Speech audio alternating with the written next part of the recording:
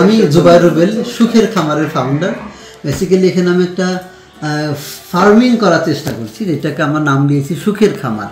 সুখের খামার বেসিক্যালি যেটা করে, আমি ফার্মিং করি এবং শহরের মানুষকে গ্রামে আমন্ত্রণ জানাই, যারা ফার্মিং ভালোবাসে বা এগ্রিকালচার ভালোবাসে তাদেরকে আমি ইনভাইট করে নিয়ে আসি। এই দুটো প্রজেক্ট করি।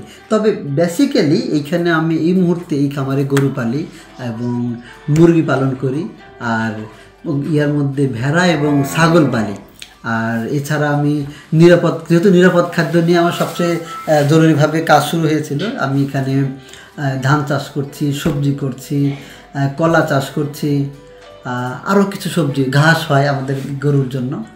আমাদের এখানে দুটো প্রজেক্ট আসলে চলে, একটা হলো গরু বর্গার প্রজেক্ট আর একটা হলো সুখের খামার ফার্ম হাউস প্রজেক্ট।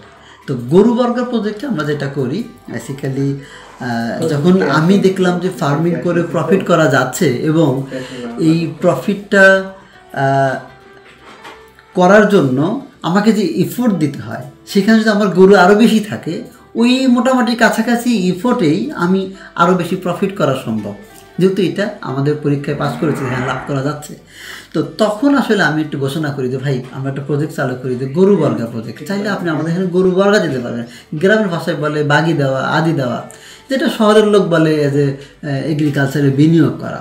তো যারা আমরা ফেসবুকে ঘোষণা করার পরে যারা বিনিয়োগ করতে উৎসাহী, আগ্রহী, দুই ধরনের মানুষ বেশি আছে। এক ধরনের হলো যারা ফার্মিং করতে চাইছে কিন্তু এখনও করতে পারতেছে না, তার চাকরি ছেড়ে বা কাজ ছেড়ে বারবার লস করছে, জন্য না আর যাবো না, যদি কেউ করে তাকে বিনিয়োগ করি।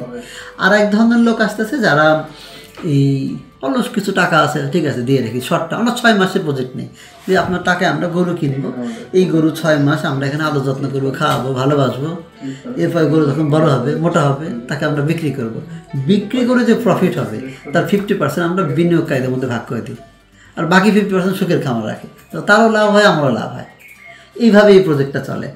আলহামদুলিল্লাহ এটা ভালো চলতেছে, এটা ভালো সাড়া পাচ্ছি, আমরা খুবই সাড়া পাচ্ছি।